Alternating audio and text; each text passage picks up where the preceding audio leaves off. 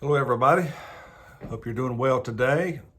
Today is September the 19th, 2020, and this is my Saturday briefing, especially for the ministers of the great North Central region, our pastors and their families and their staff and the other ministers of the region. I salute you. Thank God for you. And of course, this is a shout out to all of my friends and family around the country. Thank you for your prayers and your love and support of us.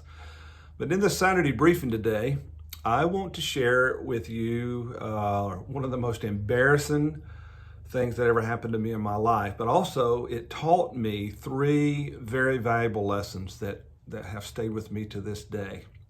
So let me tell you the story first.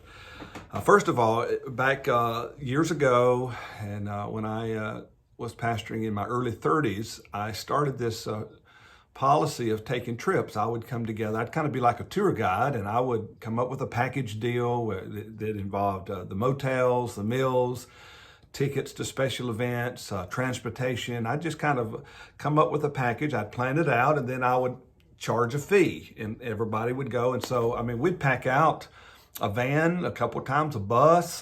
It was a big deal. And we'd go to places like Amish country. One time we went to Memphis, Tennessee to check out Graceland and see if Elvis Presley was really alive, as some people were saying back in the day, and different trips like that. A lot of fun. And so I remember on one particular trip, we were getting ready and I'd announced the fee and people were turning their money in. And so one of the men in the church on one Sunday, he said, "Pastor, can I talk to you just a minute?" It was during Sunday school. I said, "Sure, just, let's slip into my office right here." So he had the little brochure that I had given out to pitch the trip, and so he said, "Pastor, I've been doing the math here, and it doesn't all add up. It doesn't add up quite right." And I was mortified and I was embarrassed, and I had a decision to make. And so what I told him, I called him by name and I said, "Well, the reason why it doesn't add up is that I can't afford to go on all these trips myself. And so what I do is I tack on a little extra fee across the board, and that way it pays for me to go." And he looked at me and he said, "Well, Pastor, that was perfectly okay." But this is what he said: "But you should have told us." And I never forgot that. I never forgot. That man was so kind. A lot of guys would not confront you, especially we as pastors. People give us a lot of benefit of the doubt. Who wants to go head to head with the man of God or the woman of God? And I'm indebted to that man to this day. I've never forgot the embarrassment and the mortification that I felt that day. Now, that identifies three lessons that I have learned that have stayed with me. The first one is everybody is my superior in some way. And this teaches me to be humble, not to take myself so seriously, and also to be open to being taught by often the most unlikely people. And so we as pastors, we can insulate ourselves and we can be beyond being approached and rebuked or being questioned. And that's always dangerous. And so everybody is our superior in some way. You can go into the hospital, into a place where maybe people that our culture, we would call them mentally challenged or whatever. I promise you, if you will have the humility to look for it, the imprint, the image of God is in everyone, and everybody is your superior in some way. Now, there's a second lesson that I've learned, and that is the Bible clearly teaches that every one of us are going to give an account of ourselves to God. And so we're going to be judged by God. Now, you can let him judge you now and learn from it, or you can let him judge you later and be punished for it. And every day, again, often the most unlikely people, like this good man, and sometimes God's judges are not, the ones that he brings into our life to judge us are not as nice as this man. But there is merit in all criticism. There is an answer, a worthy answer to every question. And so God will send people into our lives to kind of hold us accountable, to call us on the carpet, to say, "Wait a minute, Pastor, that doesn't add up." And to help us to live above, not to live where we are we will not bring up reproach, but we need to live above reproach.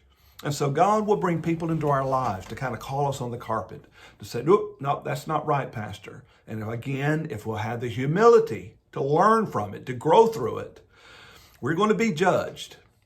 We can be judged now and learn from it and be better for it. Or we can be, hey, I'll not be judged by anybody. I'm going to be above judgment. Well, then one day we will be judged, but we'll be punished for it. But there's a third lesson that I have learned, and I guess this is kind of the burden of my heart today. And that is that we must never confuse being effective with being good.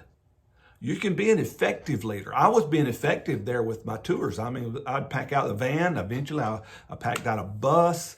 I paid my own way. It was a win-win. There was a lot of good things. But I allowed a little bit of deception to slip in. And when you think about goodness, Jesus said, well done, good and faithful servant. That faithful has to do with being effective, giving a return on the talents that God had given him. But there's also the element of being good. And that is always in light of the scripture. When we talk about someone being good, we're talking about them being morally good. It's a moral term. And so I want to remind you that it's not just enough to be effective. There's a lot of people in ministry that are effective. If the goal is to grow a church, to build a building, to grow a budget, to grow an influence or notoriety, and you can come up with all kinds of ways. Well, yeah, he is an effective leader. But the question is, are we a good leader? Are we doing it for the right reason? And I will say to all my dear brothers and sisters here in the NCR, the North Central region, I continually am amazed by your goodness, your purity of heart. Many of you are sacrificing to do ministry. You're paying to be ministers, some of you. And I salute you. But I also encourage us, like the writer of Hebrews in Hebrews 12:1, let us lay aside the sins, but he also said the weights that hinder us.